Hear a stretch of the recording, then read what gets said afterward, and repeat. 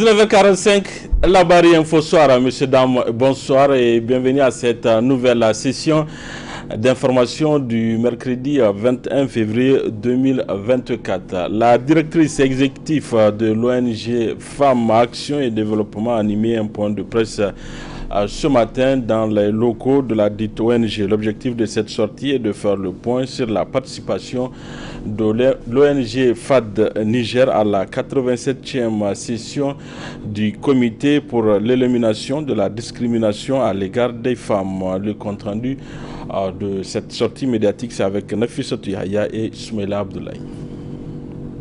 Organisé par l'ONG Femmes, Action et Développement FAD, ce point de presse fait suite à la participation de l'ONG FAD et du programme Women's International League for Peace and Freedom WILF Niger à la 87e session du comité pour l'élimination de la discrimination à l'égard des femmes CEDEF. L'objectif principal de notre participation était de mettre en évidence les préoccupations spécifiques des femmes nigériennes et de plaider pour leur prise en compte effective lors des échanges constructifs avec la délégation de l'État du Niger. Donc tout au long de ce processus, en tout cas, nous avons mis l'accent sur les questions cruciales. Notre rapport était basé sur 4 thématiques.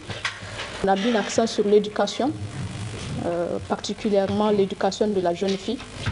On a mis également l'accent sur le mariage des enfants. On a mis l'accent sur la participation politique des femmes et également sur l'agenda femmes, paix et sécurité. Le rapport contient des évidences, en tout cas en matière d'évolution, dans la mise en œuvre de ces 3 thématiques, surtout par rapport à l'agenda femmes, paix et sécurité, qui est vraiment dans son contexte. La directrice exécutive de l'ONG FAD est par ailleurs revenue sur les défis à relever après la participation du Niger à cette session. Le Niger a été examiné. On ne peut dire que dans l'ensemble, tout est bien passé. Maintenant, le défi, je pense que le défi est à plusieurs niveaux. Quand je dis plusieurs niveaux, c'est d'abord au niveau de la société civile. C'est de voir comment est-ce que nous allons mettre en œuvre un mécanisme de suivi qui va permettre vraiment de rappeler le gouvernement du Niger de toutes ces recommandations qui sont déjà sorties. Hier, on nous a déjà informé qu'on a mis les recommandations en ligne, mais seulement c'est la version anglaise, la version française va suivre. Donc il faut vraiment qu'on s'investisse à ce niveau pour faire le suivi de ces recommandations et que ça soit participative dans le sens où on doit impliquer tous les acteurs de la société civile de la base au sommet, que ce soit au niveau des villages, que ce soit au niveau des communes, au niveau des départements, au niveau des régions.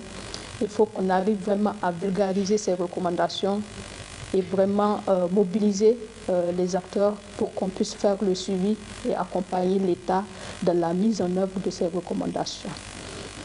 L'occasion a été aussi pour la directrice de l'ONG FAD pour réaffirmer l'engagement de son organisation à œuvrer pour l'application des recommandations issues des Assises de Genève. Le ministre du Commerce et de l'Industrie a animé cet après-midi un point de presse relatif à la hausse des prix de certains produits à quelques jours seulement du mois béni de Ramadan. C'était dans la salle de conférence de son cabinet en présence des opérateurs économiques. Le résumé avec Boubacar Ibrahim et Halidou Bourema. Face à l'urgence et l'inflation qui ne cesse de bouleverser les prix, le ministère du Commerce et de l'Industrie sort enfin de son silence. À travers cette sortie médiatique, le ministre Asman Seydou a partagé en présence des opérateurs économiques l'essentiel des nouvelles mesures prises par son département ministériel à cette veille du mois béni de Ramadan. Depuis le mois de novembre, nous avons effectué un certain jeu lié effectivement aux statistiques, aux éléments d'information que nous avons demandé à certaines structures de nous fournir. Et ces informations qui nous ont été données, il y a certains opérateurs économiques aussi à qui on avait demandé ces mêmes informations qui nous les ont fournies. Après toute tentative, nous nous sommes rendus compte que par rapport aux produits alimentaires, on s'adonne beaucoup à la surenchère, ce qui n'est pas normal, ce qui ne se justifie pas. Certes, nous faisons des activités, mais aussi nous avons des obligations. C'est celle de permettre à chaque Nigérien, partout où il est, qu'il puisse être et avoir à sa portée ce dont il a besoin. Assurer aux Nigériens un ramadan moins chargé et moins supplicié, tel est l'objectif affiché à travers la prise de nouvelles mesures qui appliquent un plafond au prix des sacs de riz de 25 kg par région. Je m'en vais vous dire ce que nous avons arrêté à notre niveau. Pour ce qui est de la région de Niamey, les sacs de 25 kg pour 5 et 25% vont être fixés à 13 500. Pour la région de Dosso, à 13 675. La région de Tawa, 13 825. La région de Maradi, 13 925. Zender, 14 000 francs. Difa, 14 375. Agadez, 14 125 francs. Et Tilaberi, 13 650. Saluant l'engagement du ministère dans ce sens, l'association des consommateurs a indiqué qu'elle avait seulement souhaité que le prix soit le même partout au Niger. Il s'agit spécialement du prix du riz qui, vous savez, a connu des flambées et continue à être flambé sur les marchés. C'est à la suite de ça que le ministre a pris des mesures et nous en a informé. Il a donc pris un arrêté pour fixer les prix du riz sur toute l'étendue du territoire national, région par région. Donc c'est une bonne chose, nous on lui avait dit ça depuis longtemps, parce que vous savez les prix sont libres, mais en cas de problème, en cas de nécessité, le ministre peut prendre un arrêté et fixer les prix, et c'est ce qui fut fait aujourd'hui. Moi j'aurais voulu qu'on fasse un prix standard sur tout le pays, c'est-à-dire faire une pondération, parce que tous les Nigériens sont sur le même sol. Indiquant que le prix est raisonnable et assurant que ceci a été décidé sur la base de certaines vérifications, le ministre Asman Seydou espère la bonne collaboration des opérateurs économiques, faute de quoi des sanctions tomberont. Le siège des femmes engagées pour la sauvegarde de la patrie a servi de cadre ce matin au lancement d'un projet visant l'autonomisation des femmes. Il s'agit d'une initiative à des activités génératrices des revenus destinés aux femmes. Le résumé avec Adam Soumana et Sadou Doumi. Relancer l'économie du pays à travers l'autonomisation des femmes, tel est désormais le combat dont fait l'heure les femmes engagées pour la sauvegarde de la patrie. Une autonomisation qui passe par des activités génératrices de revenus initiées à l'attention des femmes de la capitale et dont la présente cérémonie marque le lancement officiel. C'est vraiment pour renforcer leur capacité financière. Aujourd'hui, on sait que les femmes sont les moins nantis. Donc il faut vraiment faire des programmes à l'endroit des femmes.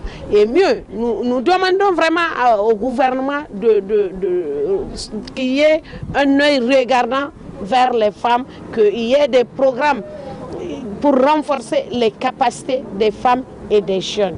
Aujourd'hui, elles sont là pour trois formations en même temps. Elles vont faire du savon de lessive, les savons boules qu'on appelle et les savons liquides.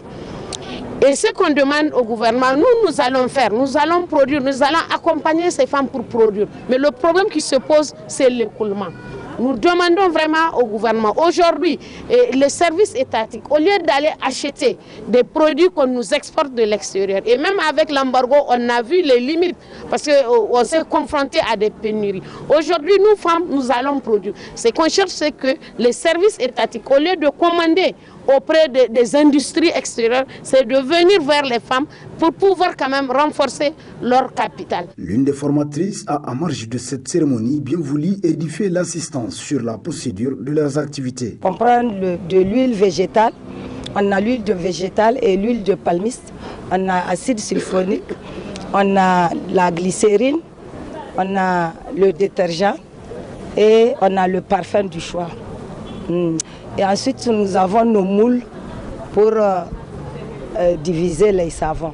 Pour 1 kg d'acide, on prend 6,5 litres d'huile et 3 litres d'eau. Moi, mon conseil que je les donne, ils n'ont qu'à mettre tout leur amour dans ce travail-là et mettre leur intention pour regarder bien, suivre ce qu'on est en train de les apprendre. Une noble initiative des femmes engagées pour la sauvegarde de la patrie qui prouve qu'au-delà des manifestations de soutien au régime actuel, ces femmes qui ont fait leur preuve dans la quête de la souveraineté nationale sont aussi soucieuses du devenir de leurs sœurs en particulier et du Niger en général.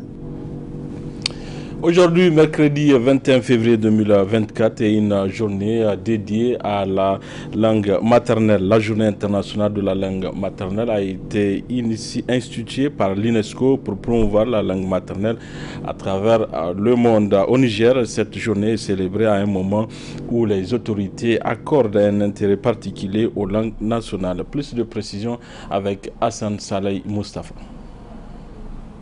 L'édition 2024 de la Journée internationale de la langue maternelle est célébrée sous le thème « L'éducation multilingue est un pilier de l'apprentissage intergénérationnel ». Au Niger, cette journée coïncide avec la décision des autorités de transition de valoriser les langues nationales dans la formation des élèves. Des instructions ont d'ores et déjà été données par le ministère en charge de l'éducation nationale et de la promotion de la langue nationale aux responsables des écoles primaires. Objectif, initier les élèves dès le bas âge à la valorisation des langues nationales. Une façon aussi d'amener ces élèves de mieux comprendre le cours dispensé en langue nationale sans grande difficulté. Aujourd'hui, 25 millions d'enfants et de jeunes ne sont toujours pas scolarisés et 763 millions d'adultes ne maîtrisent pas les compétences de base en matière d'alphabétisation. L'enseignement dans la langue maternelle soutient l'apprentissage, l'alphabétisation et l'acquisition d'autres langues selon l'UNESCO. L'initiative de célébrer une journée internationale de la langue maternelle vient du Bangladesh. Une idée approuvée par la conférence générale de l'UNESCO de 1999. En instituant cette journée, l'UNESCO croit en l'importance des diversités culturelles et linguistiques pour des sociétés durables. C'est au sein de son mandat pour la paix qu'elle œuvre pour préserver les différences de culture et de langue qui favorisent la tolérance et le respect des autres. À l'occasion de la Journée internationale de la langue maternelle, célébrée chaque année le 21 février, l'UNESCO réaffirme son engagement en faveur de la diversité linguistique et invite ses États membres à célébrer cette journée dans autant de langues que possible afin de rappeler que la diversité linguistique et le multilinguisme sont essentiels pour le développement durable. Selon l'UNESCO, la diversité linguistique est de plus en plus menacée à mesure que des langues disparaissent. 40% des habitants de la planète n'ont pas accès à un enseignement dans une langue qu'ils parlent ou qu'ils comprennent, indique l'UNESCO. Néanmoins, on constate des progrès dans le domaine de l'enseignement multilingue avec une prise de conscience croissante de son importance, en particulier pour les enfants d'âge préscolaire et plus d'engagement en faveur de son développement dans la vie publique, précise l'UNESCO. L'avocat de l'ancien président de la République, Issoufou Mahamadou, a apporté un démenti suite aux propos tenus par Sylvain Ité, ex-ambassadeur de France au Niger. Le résumé de ces démentis, c'est avec Ibrahim Tikire. Je l'ai annoncé, l'avocat de l'ancien président de la République, Issoufou Mahamadou, a apporté un démenti suite aux propos tenus par Sylvain Ité, ex-ambassadeur de France au Niger. Le résumé du démenti avec Ibrahim Tikire. Démenti de l'avocat de l'ancien président de la République du Niger, son Excellence, M. Issoufou Mahamadou Niamé, le 21 février 2024. J'ai sous-signé Maître Illo Issoufou, avocat au barreau du Niger, apporte avec force un démenti auprès de l'opinion publique nationale et internationale aux propos tenus par M. Sylvain Ité, ambassadeur de France au Niger, lors de son audition du mercredi 29 novembre 2023 par la Commission de la Défense nationale et les forces armées de l'Assemblée nationale française. Cette audition, faut-il le rappeler, fait suite au coup d'État survenu au Niger le 26 juillet 2023 et à cette occasion, le diplomate français a affirmé que l'ancien président de la République, M. Issou Mahamadou y est impliqué. Premièrement, M. Sylvain Ité affirme qu'au cours de cette audition que le coup d'état du général Tchani se déroule le 26 juillet. Je le rencontre le 28 juillet en compagnie de l'ancien président Issou Mahamadou. Si cette rencontre a bien eu lieu, elle ne saurait cependant, comme il le sous-entendait, dire « regardez » en l'absence de tout élément probant, comme la preuve de la prétendue implication de l'ancien président Issou Mahamadou au coup d'état du 26 juillet. Deuxièmement, à la question de savoir pourquoi il n'a rien vu venir, M. Sylvain Ité soutient que ce coup d'état est dû à un paramètre que personne ne pouvait imaginer, l'implication directe de l'ancien président Issou Mahamadou, dont on peut avancer sans risque de se tromper qu'il a fomenté ou pour le moins accompagner le coup contre son successeur. Troisièmement, M. Sylvain Ité explique l'avènement du coup d'État par le conflit qui existerait entre le président Bazoum Mohamed et le ministre du Pétrole, qui n'était autre que le fils d'Issoufou, à propos de la nomination du directeur général de la nouvelle société pétrolière devant être créé le jour même du coup d'État. Quatrièmement, M. Sylvain Ité poursuit ses affirmations infondées en ces termes. Nous n'imaginons pas un seul instant que Issoufou enverrait le chef de la garde présidentielle, son homme, renverser celui qui était son camarade de parti depuis 30 ans. Cette affirmation, qui est évidemment gratuite, vise simplement à infantiliser le général Tchani et ne saurait nullement rendre compte de son implication dans le coup d'État. Cinquièmement, il sera d'abord rétorqué à Ité qu'ayant présidé aux destinées de son pays pendant 10 ans, le moins qu'il puisse faire en pareille conjoncture est de mettre tout son dévolu afin de faire revenir la calmie. C'est cette raison qui explique sa rencontre avec Tchani le jour du coup d'État pour lui demander de restaurer le président Bazoum, et ce dans le cadre d'une solution négociée, proposition à laquelle Tchani a opposé une fin de non-recevoir. Sixièmement, décidément, M. Sylvain Ité manque cruellement de grille d'analyse. Il n'est en effet un secret pour personne au sein du PNDS Taraya que Bazoum, en tant que président du dit parti, en était le candidat naturel. Davantage, le choix de Bazoum s'inscrit dans le cadre de modernisation et de détribalisation de la politique. Il fallait en effet envoyer un message fort à l'ensemble des Nigériens que tous peuvent prétendre à la magistrature suprême sans discrimination aucune, pourvu qu'ils soient porteurs d'un projet de société reflétant les aspirations du peuple nigérien à la liberté et au progrès. L'appartenance à un groupe ethnique ou à une région importe peu. Tel est le leitmotiv quotidien de tous les acteurs du dit parti. En conclusion, l'ancien président Issou Mahamadou, une fois encore, n'est associé ni de près ni de loin au coup d'État du 26 juillet 2023 et les prétendus éléments de preuve présentés par M. Sylvain Ité devant la Commission de la Défense nationale et les forces armées de l'Assemblée nationale française ne sont qu'un tissu de calomnie. Assurément que ces allégations s'inscrivent dans le cadre d'un agenda destiné à déconstruire tous les efforts que l'ancien président Issou Mahamadou a déployés au plan national et international. Au regard de la gravité des faits allégués, le président Issou Mahamadou a décidé de déposer plainte pour que la justice lui soit rendue. Signé Maître Ilo Issoufou, avocat au barreau du Niger. Du sport dans cette édition, le ministre de la Jeunesse, des Sports, des Arts et de la Culture a présidé ce matin à Dosso la cérémonie officielle d'inauguration du Centre Olympa Africa de Dosso, un joyeux baptisé Centre Olympa Africa Isaka ID de Dosso. Le compte rendu avec Ibrahim Tikire et Chebou Guisso. Il s'agit d'un joyau offert à la jeunesse de Dosso, un complexe à caractère sportif, culturel et social dénommé Centre Olympe Africa, une initiative du Comité olympique et sportif national du Niger, COSNI, appréciée à sa juste valeur par le maire de la commune urbaine de Dosso.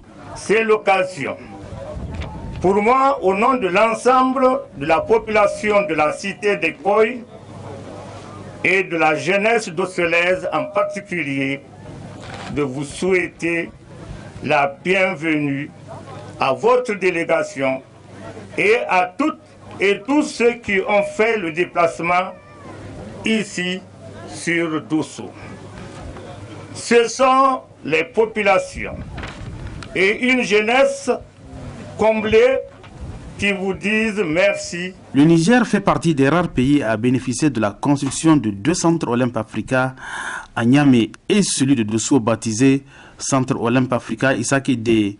Une reconnaissance à ce digne fils du pays pour la considération dont il jouit à l'échelle mondiale. Centre de dernière génération au profit de la ville de Dosso.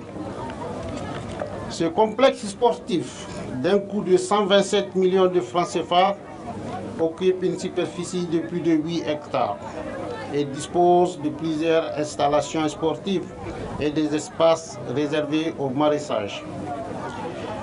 Il permettra aux jeunes et aux femmes de s'adonner à la pratique du sport et d'autres activités génératrices de revenus dans les meilleures conditions. Aussi, je fonde l'espoir que l'acquisition de ce joyau contribuera à la promotion de la pratique du sport dans un environnement sain et sécurisé pour garantir la santé, le développement social et le renforcement des liens sociaux.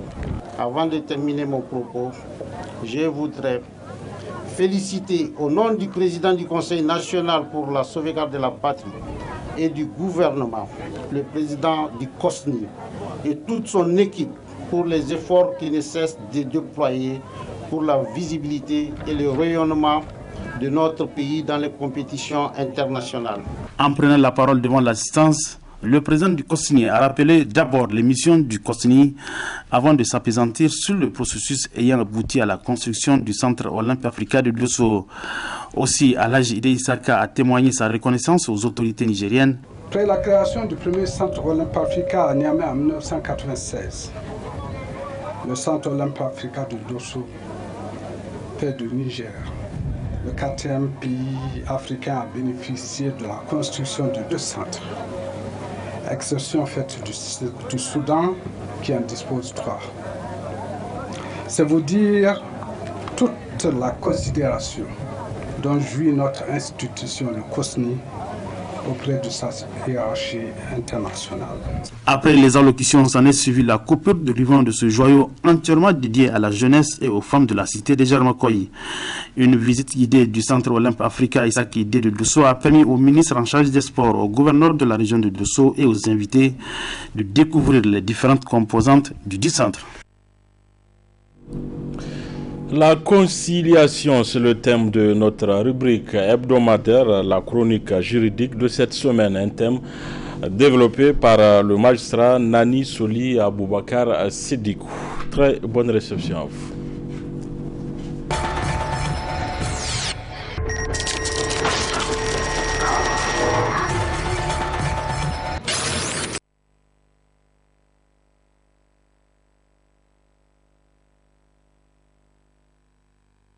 La conciliation, donc, vous savez, elle est consacrée par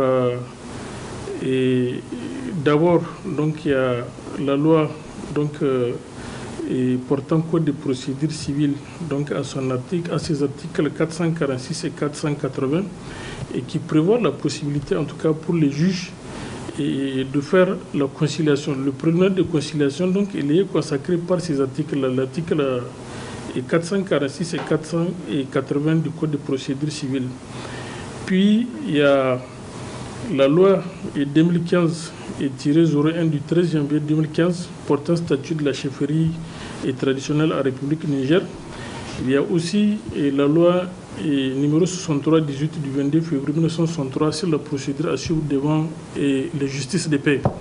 Alors, et ce qu'il faut retenir en matière de conciliation, c'est qu'en matière coutumière, donc lorsque je parle de la matière coutumière, je fais allusion par rapport à la question des divorces, la question des successions, et la question des litiges portant sur des terrains qui ne sont pas immatriculés. Donc toutes ces matières-là sont régies par la coutume au regard de la loi et sur l'organisation judiciaire. Donc en matière coutumière, et le préliminaire de conciliation il est obligatoire, c'est-à-dire lorsque les justiciables viennent devant les juridictions et par rapport à un litige donc relevant de la matière coutumière, les juges ont l'obligation de tenter de concilier les parties, c'est-à-dire amener les justiciables à trouver un arrangement. Donc il y a une différence entre la conciliation et la décision. La conciliation, les juges ils essaient d'amener les parties à trouver un terrain d'entente, à trouver un règlement à l'amiable. Et par contre, dans le cas de la décision ou ce qu'on appelle l'impérium, là les juges ils tranchent. Donc ils tranchent pour rendre une décision maintenant contre laquelle et éventuellement une des parties qui n'est pas satisfaite peut interjeter, peut exercer des voies de recours. Donc en matière coutumière, pour récapituler, et le préliminaire de conciliation obligatoire, lorsque les justiciables comparaissent devant le juge et par rapport à un litige donc, qui relève donc, du droit coutumier, la loi fait obligation au juge de tenter de faire une conciliation. Et par contre, quand vous prenez la matière civile, le préliminaire de conciliation au regard des dispositions du Code de procédure civile, il n'est pas obligatoire, c'est facultatif.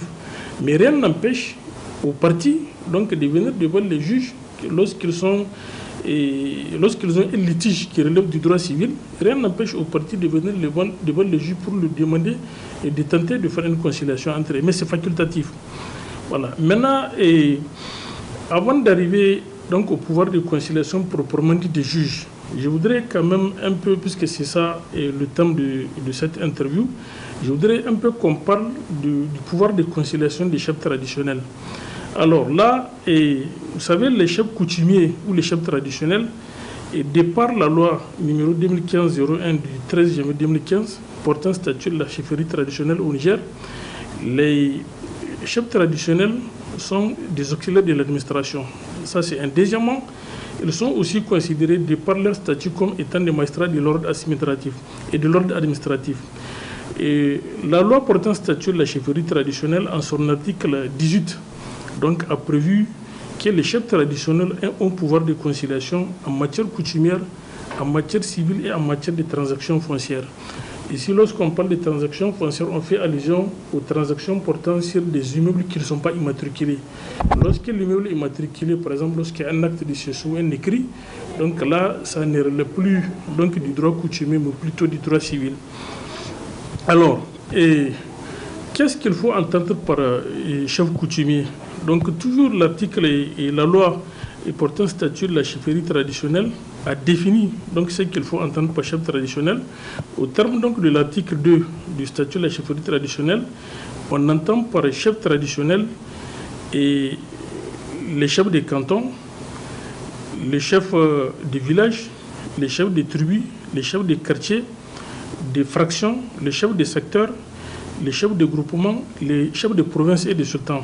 Donc, au regard donc, de l'article, en tout cas, au regard des articles 2 et 3 donc, de la loi de 2015 portant statut de la chefferie traditionnelle, ce sont ceux que je viens de citer là qu'il faut entendre par chef traditionnel. Et donc, de par la loi, ce sont ces chefs traditionnels-là qui ont le pouvoir de faire de la conciliation en matière coutumière, en matière civile et en matière de transactions foncières. En matière civile, par exemple, lorsqu'il y a un litige, et sur la thématique qu'on a abordée la dernière fois, la question des litiges donc, entre locataires et bailleurs. Donc, de par la loi, rien n'empêche aux justiciables, avant de venir à la justice, donc, de saisir donc, leur chef de quartier pour qu'ils tentent une conciliation entre eux. Alors, et quelle sera l'issue donc de la conciliation devant le chef traditionnel? Il y a deux possibilités. Le chef traditionnel peut réussir la conciliation lorsqu'il arrive à amener les justiciables à trouver un règlement viable, à trouver un terrain d'entente, à trouver un arrangement. Il dresse ce qu'on appelle un procès verbal de conciliation que les parties vont signer, c'est-à-dire le demandeur, le défendeur, qui lui-même va signer. Donc une fois le PV de conciliation établi, il va adresser donc, le PV de conciliation là, à l'autorité administrative donc, de son ressort et à la juridiction compétente. Maintenant, quitte à la partie donc, la plus diligente donc, de saisir le tribunal compétent aux fins d'homologation, c'est-à-dire lorsque le chef traditionnel arrive à trouver un arrangement, arrive en tout cas à réussir la conciliation, il dresse le procès verbal de conciliation qu'il remet à chacune des parties après l'avoir signé avec les parties. Maintenant, il appartient à la partie la plus diligente de saisir la juridiction compétente et aux fins d'homologation, pour que la conciliation là soit homologuée. Donc là, le président du tribunal, si c'est le président du TAC, ou en tout cas la juridiction compétente, il va prendre une ordonnance d'homologation, donc pour entériner cette conciliation-là qui a été reçue par le chef traditionnel. Et il peut arriver aussi, lorsque les parties viennent d'évoluer pour l'homologation, si on constate que véritablement il n'y a pas eu d'accord donc, entre les deux parties. Et donc là, dans ces cas, il peut à ce niveau aussi, il peut tenter de faire une conciliation. Dans les cas où ça marche, il dresse procès-verbal de conciliation qu'il signe et qu'il remet à chacune des parties. Et ce procès-verbal de conciliation-là vaut titre exécutoire. C'est comme une décision de justice. Donc lorsqu'il n'y a pas de conciliation, lorsque le chef traditionnel, dans l'autre hypothèse, dans le cas où il n'arrive pas à réussir la conciliation, il dresse ce qu'on appelle le procès-verbal de non-conciliation qu'il transmet à la juridiction compétente. Et donc là, les justiciables vont venir devant nous, donc que ce soit devant les tribunaux d'arrondissement communaux, en tout cas, ou devant le juge coutumier, il va à son niveau, et comme la loi le fait obligation, il va tenter donc, de faire une conciliation. Dans le cas où ça marche, donc il dresse procès-verbal de conciliation et le litige est éteint. Donc après, il peut faire grossoyer donc, le PV de conciliation, c'est-à-dire apposer la formule exécutoire aux fins d'exécution. Donc voilà ce qu'il faut retenir en ce qui concerne le pouvoir de conciliation. Donc comme je l'ai dit, en ce qui concerne les chefs traditionnels, les domaines dans lesquels ils peuvent faire la conciliation, c'est en matière civile, en matière coutumière, comme en matière de divorce, en matière de garde d'enfants, donc tout ça c'est la coutume. Donc en matière de donation d'héritage, donc tout ça, ça relève en tout cas du droit coutumier. Et en matière de transactions foncières, c'est-à-dire des transactions portant sur des immeubles, des terrains qui ne sont pas immatriculés. Donc là, ce sont les domaines dans lesquels les chefs coutumiers peuvent faire la transaction. Vous savez, c'est important de les rappeler parce que dans la plupart des cas, vous savez, ce qui a amené le législateur à instituer la conciliation, c'est que, comme on a coutume de le dire, il vaut mieux un mauvais arrangement qu'un bon procès. Puisque le rôle de la justice coutumière, ce n'est pas de trancher les litiges entre les justiciables. Le rôle, c'est d'abord d'amener les justiciables à trouver un terrain d'entente à conciliation. Le meilleur juge de paix, ce n'est pas celui qui tranche les litiges pour dire que tel a raison, l'autre n'a pas raison. Le meilleur juge de paix, c'est celui qui arrive à amener, c'est celui qui réussit à amener les justiciables à trouver un terrain d'attente. C'est pour ça que conformément à ce jargon-là, selon lequel il vaut mieux un mauvais arrangement qu'un bon procès, et c'est pour ça que il faut toujours amener les justiciables à trouver un terrain d'entente. C'est dans les cas exceptionnels où le juge n'arrive pas à amener les parties à trouver un terrain d'entente, à ce temps-là, il sera obligé d'ouvrir un dossier pour aller devant le tribunal et rendre une décision contre laquelle la partie qui n'est pas satisfaite peut interjeter appel. En fait, c'est ça la philosophie qui sous-tend donc ces pouvoirs de conciliation-là en matière coutumière donc des chefs traditionnels et même du juge coutumier. Maintenant, le deuxième aspect, c'est la question du divorce donc, qui s'est fait au niveau de l'association islamique du Niger.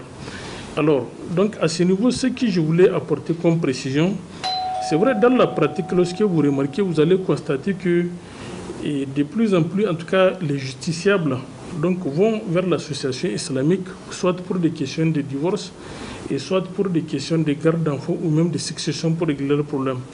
Et il nous est arrivé, donc dans beaucoup de cas, de voir des justiciables qui viennent pour dire que, bon, en tout cas, généralement, ce sont des hommes qui viennent pour dire que, au niveau de l'association islamique, donc à leur absence, donc l'association islamique a eu à prononcer le divorce entre lui et sa femme. Peut-être que lui n'a jamais comparé, ou bien on l'a appelé, il n'était pas venu à 2 ou 3 fois. Et bien donc sur cette base-là, on délivre un papier de répudiation ou de divorce. La précision que je voulais apporter à ce niveau, et au stade actuel de notre droit positif, c'est-à-dire à l'état actuel de la législation en vigueur de notre pays, l'association islamique du Niger n'a pas un pouvoir de conciliation. Elle n'a même pas le pouvoir de concilier les parties, à plus forte raison de trancher un litige ou de prononcer un divorce au sein d'un couple. De par la loi, elle n'a pas ce pouvoir-là, même si dans la pratique, elle le font. Et généralement, sur des questions de ce genre, lorsque les justiciables viennent, même si la loi ne l'a pas prévu, rien n'empêche, par exemple, lorsque c'est l'homme qui décide, qui convoque sa femme au niveau de la société islamique pour dire que moi je vais la répudier, rien n'empêche à la société islamique d'aider les maris à établir un papier de répudiation pour dire qu'il répudie sa femme.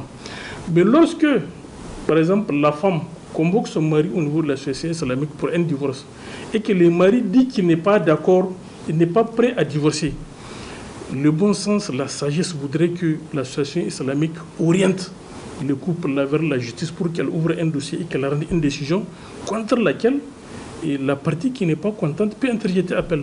Mais dans la pratique, ce n'est pas ce qui se passe. On a eu des cas ici où, en tout cas, des hommes viennent pour dire qu'à leur absence, on a prononcé le divorce contre eux. Or, de par la loi, comme je l'ai dit tout à l'heure, il n'y a aucune disposition de la loi qui donne à l'association islamique le pouvoir de prononcer le divorce, même pas la conciliation. Voilà. Donc, ce que je voudrais, en tout cas à ce niveau, c'est vrai, parce que moi étant membre du comité scientifique de l'ONG HIL, on a eu à faire des propositions pour dire que bon, et rien n'empêche, dans le cadre des réformes à venir, rien n'empêche donc de faire des réformes législatives pour conférer à l'association islamique un pouvoir de conciliation au même titre que les chefs traditionnels. Parce que la population du Niger, 99%, comme on l'a dit, elle est musulmane. Et cette population-là, elle va de plus en plus vers l'association islamique. Donc là, pour donner un ancrage légal, une base légale à ce qui s'est fait aujourd'hui au niveau de l'association islamique, il faut faire des réformes. Et pour donner, au même titre que les chefs traditionnels qui ont un pouvoir de conciliation, il faut faire des réformes pour dire que désormais l'association islamique a un pouvoir de conciliation. Et ce pouvoir de conciliation-là, il faut l'encadrer.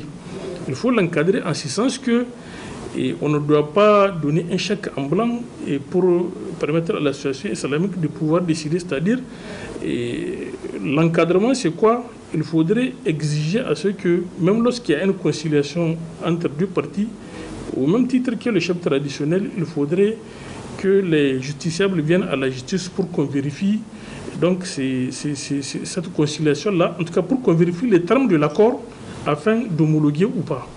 Voilà donc ce que je voulais dire par rapport à cette question-là.